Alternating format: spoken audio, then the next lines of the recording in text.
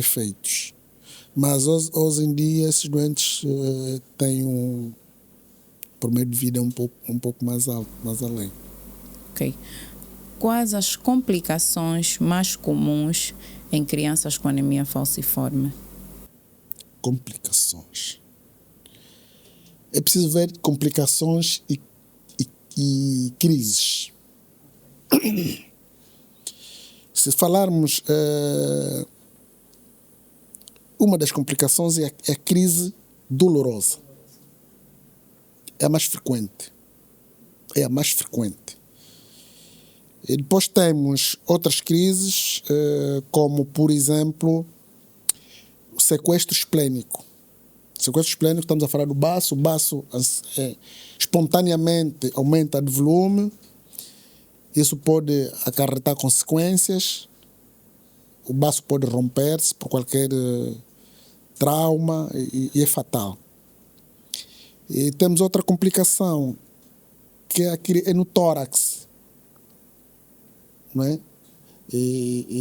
O primeiro doente, eu fiz menção nisso, o primeiro doente diagnosticado no mundo morre por essa complicação. E para mim é uma das mais temíveis, a crise torácica aguda.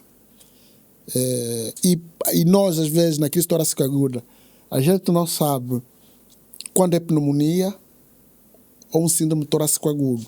Porque uma pode ser causa como pode ser consequência. Ou seja, um indivíduo com pneumonia pode desenvolver o síndrome torácico agudo.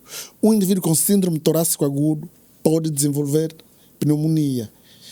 E outra é o AVC, que o acidente vascular cerebral,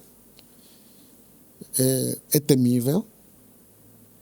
É cerca de 17,5% das crianças, vou falar mais em crianças, com anemia de células falciformes, podem desenvolver o cerebral. Por isso nós recomendamos fazer um exame, uma ecografia das artérias do cérebro, para ver o risco que esses doentes têm de poder desenvolver um AVC cerebral. E se tiver esse risco, alguma prevenção? Lógico.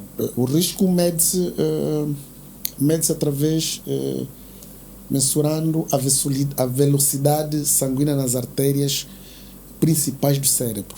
Não é? A artéria carótida e a cerebral média. Se tiver uma velocidade aumentada, não é padronizado, lógico, temos valores de referência. Sim. Se tiver valores aumentados, então são doentes que têm um risco, onde alto risco, risco moderado, de poderem desenvolver um acidente vascular cerebral. Aí sim, a hidroxureia também incide nessa situação, vai prevenir surgimento de AVC e o uso de transfusões crônicas, não é? Okay. Por exemplo, de 28 em 28 dias, o doente ser submetido a uma hemotransfusão, no sentido de reduzir a hemoglobina S abaixo de 30%. Dr. Teta, uma pergunta que não se quer calar. Em Angola, já fazemos hemotransfusões seriadas? Fizemos, sim. Não é tão seguro, mas nós fizemos, não é? É só para dizer, eu nesse momento tenho uma criança internada, internei ontem, para fazer hemotransfusões seriadas. Está a fazer hidroxureia, concomitantemente está a fazer hemotransfusão seriada. Vamos voltar a avaliar a velocidade das artérias, e se o risco continuar, vamos ter que fazer hemotransfusões crônicas, né? De 28 em 28 dias, até baixarmos o risco. Mas concomitantemente vamos também associar a hidroxureia. Vamos aumentar um pouco a dose de hidroxureia para ver se minimizamos o risco da AVC.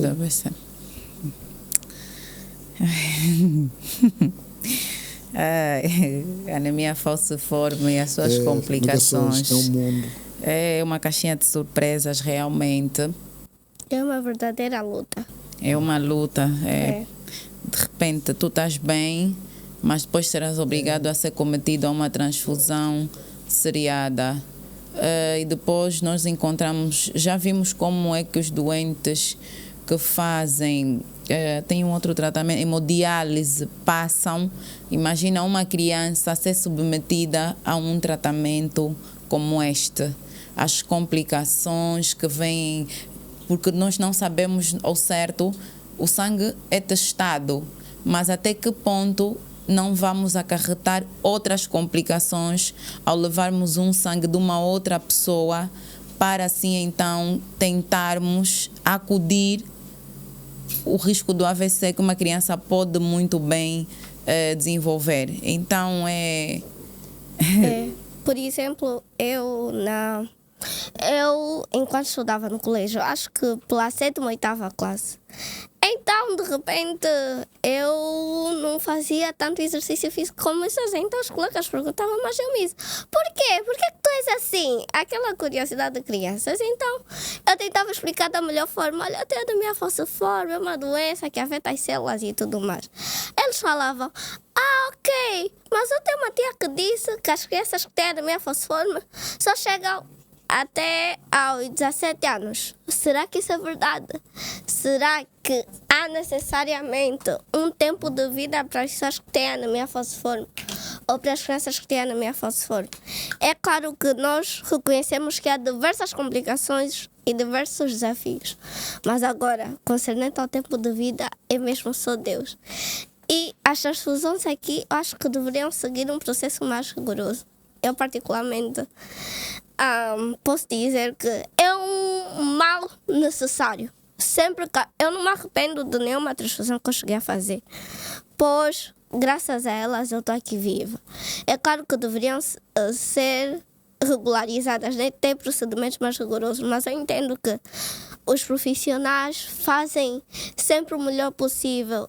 E ao ponto de escolher uma transfusão, eu acho que é a melhor escolha que tem para se fazer nesse preciso momento. Então não receiem, apesar dos riscos, ainda é a melhor solução.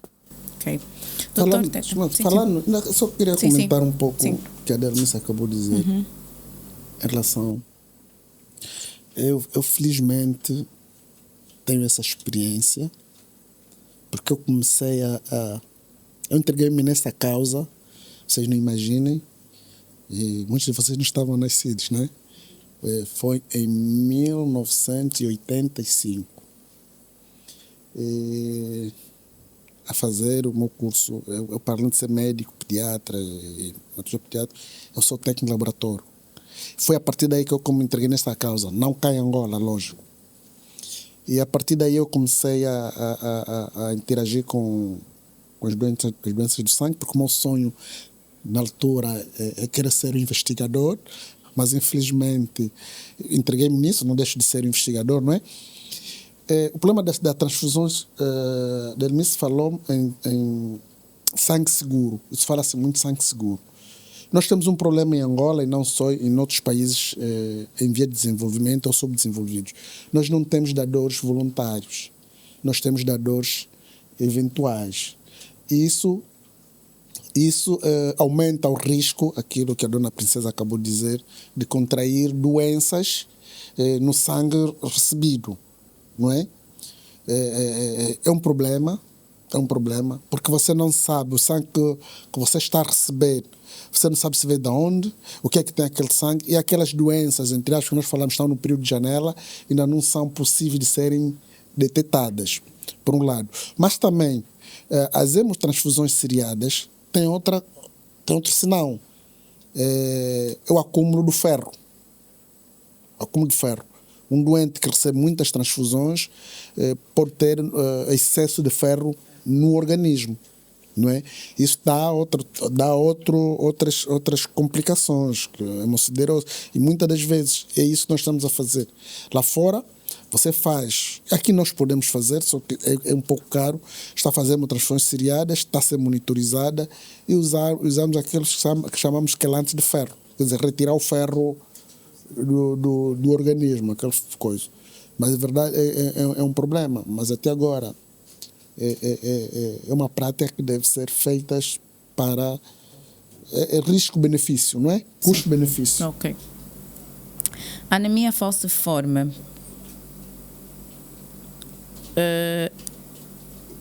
pode ser transmitida para futuras gerações de crianças? Quais os conselhos genéticos que se pode dar aos pais? Só o nome da doença é uma doença hereditária, mais frequente. Quer dizer, é uma doença que vamos passar de geração a geração. Nós temos aquilo é um programa e acredito no projeto social Meia Lua está contemplado, que é o aconselhamento. Acredito que um dos objetivos do projeto, porque eu consegui ler o projeto, um dos objetivos é o aconselhamento genético e familiar. Porque quando vamos falar da anemia de células falciformes, temos dois tipos de aconselhamento. Temos o aconselhamento genético e o aconselhamento familiar. Mas o que a dona precisa pergunta, fala-se mais do aconselhamento genético. Devemos dar, sim, aconselhamento genético, porque até em Angola, mais do que 20% da nossa população são portadores. Se nós deixarmos coisas assim, daqui a mais anos, podemos ter 50%, 70% da nossa população portadora. Temos que começar agora, não é?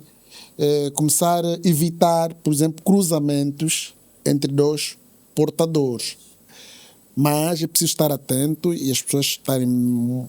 Nós já tivemos essa situação muitas das vezes, que muitos dos casais, depois de perceberem-se que são portadores, a primeira intenção é acusarem-se.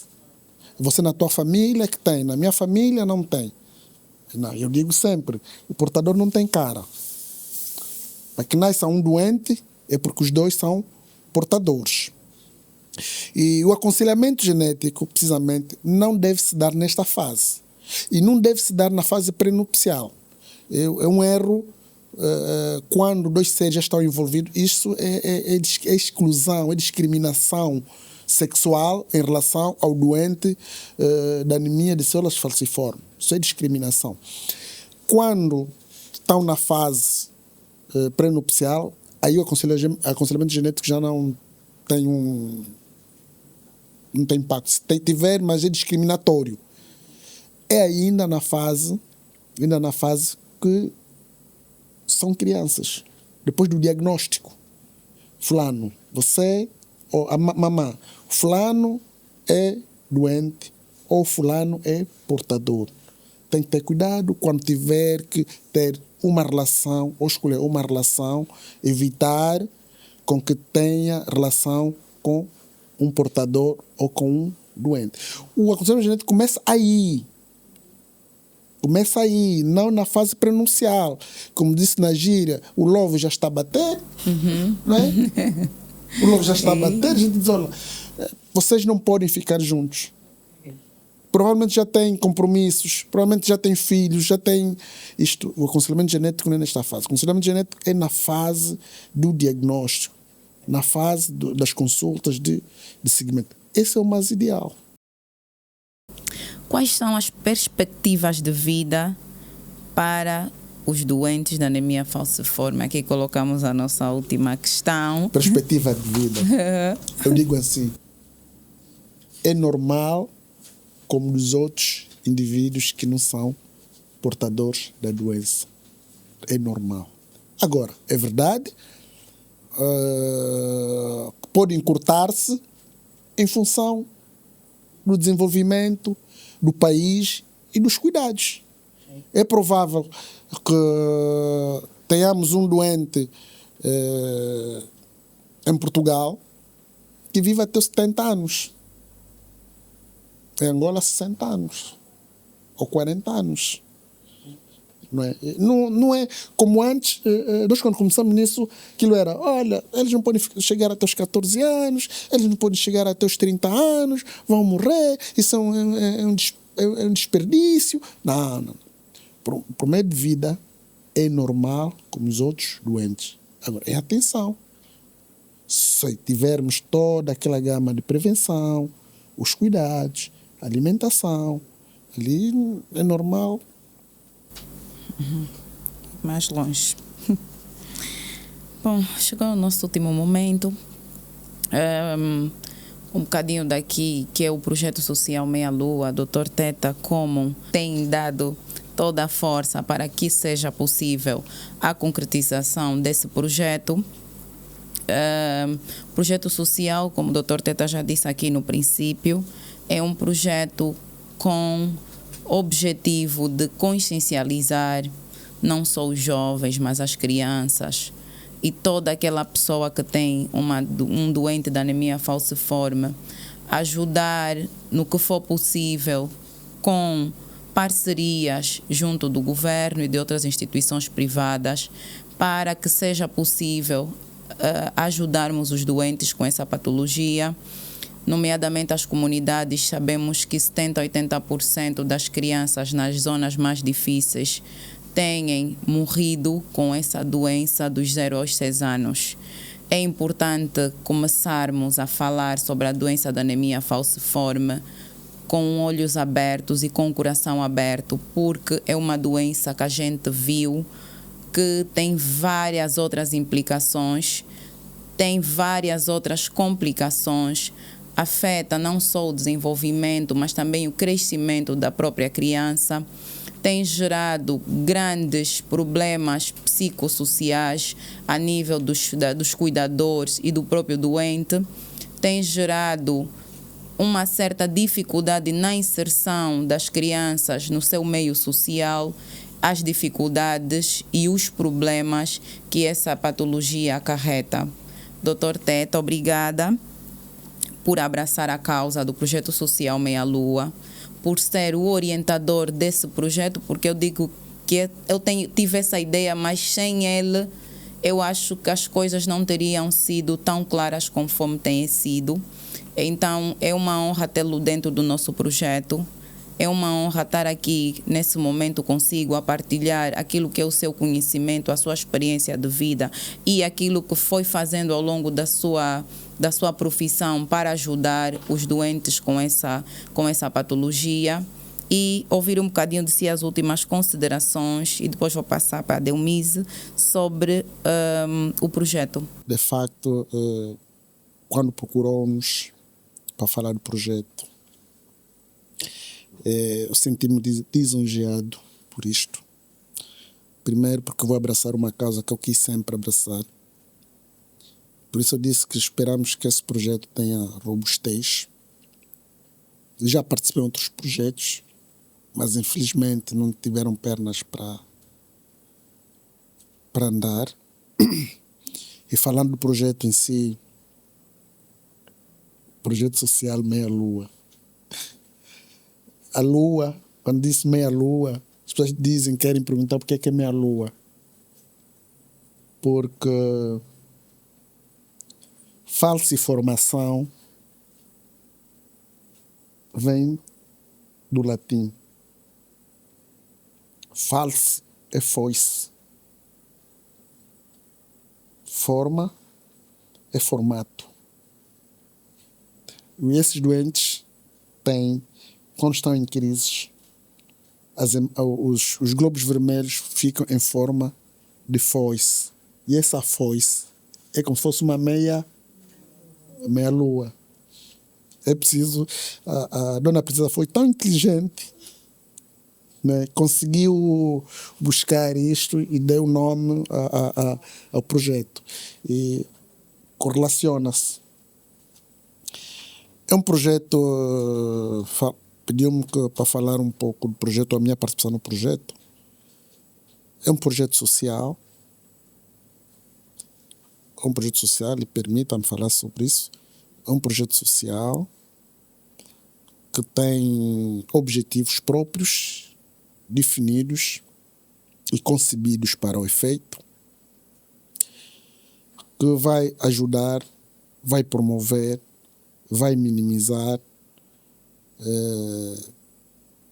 todo aquele cortejo de necessidades, e não só, dos doentes e suas famílias.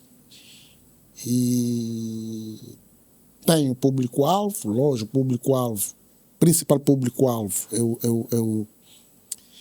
é os doentes e famílias, mas também tem um público-alvo, por outro lado, que são as comunidades, as instituições governamentais, instituições tradicionais, líderes tradicionais, porque a anemia de células falciformes não é só um problema de saúde pública, é um problema social, transcende a saúde pública para o social. Por isso, é multidisciplinar, vai se precisar psicólogos, sociólogos, e os políticos, e não só. De resto, está de parabéns a Dona Princesa como a fundadora do projeto. Nós vamos, o que depender de nós, vamos dar o nosso melhor. E depois esse projeto é só para terem, não tem fins lucrativos. É uma filantropia, para as pessoas não pensarem que abraçamos esta causa por questões lucrativas. É mesmo filantropia, projeto social. E por isso convidamos quem está disponível, quem quer dar seu apoio, mesmo que seja às cegas, não precisa se expor tanto. Né? Acredito que a dona Princesa depois vai partilhar como as pessoas podem abraçar o projeto, com ideias, com apoios, para que o projeto tenha robustez como desejamos, como auguramos. Exatamente. Primeiramente, agradecer pelo convite. Fazer parte desse projeto é uma honra. Ter a oportunidade de estar aqui ao lado do grandíssimo Dr. Teta é fantástico. Espero que esse projeto seja muito abençoado, que possamos transformar a vida de muitas pessoas, melhorar a vida de pessoas que têm anemia falciforme, que essa doença possa ser falada ou possa ser dada importância a essa doença de vida, né? Porque muitas vezes é um tabu, é menosprezada. Então, pronto. Agradecer por todas as pessoas que me apoiaram para estar até aqui, né? Pedir para seguir as minhas redes sociais, Instagram e TikTok, é @DelmiJosé, nas duas. Mandar um beijinho lá para casa. Primeiramente, agradecer a Deus, né? Mandar um beijinho lá para casa, para minha mãe, para o meu pai, para os meus irmãos, a todos os amigos e pessoas que, mais uma vez, deram esse suporte. Conta comigo porque for necessário. Volto a reforçar que és de uma enorme força, porque muitos pais sofrem com filhos que têm essa doença e ficam calados, ou sofrem tanto quanto os filhos e não falam porque têm vergonha. E tu tiveste essa força para falar. E muita gratidão. Espero que esse projeto seja abençoado. E é isso, muito obrigada. Obrigada, muito obrigada a vocês pela presença, pela participação. Obrigada por estarem aqui. Realmente o projeto social será possível com a ajuda de todos. Então é importante que nos engajemos a fim de fazer acontecer. Obrigada, Dr. Teta. Obrigada, Delmise. Muito obrigada.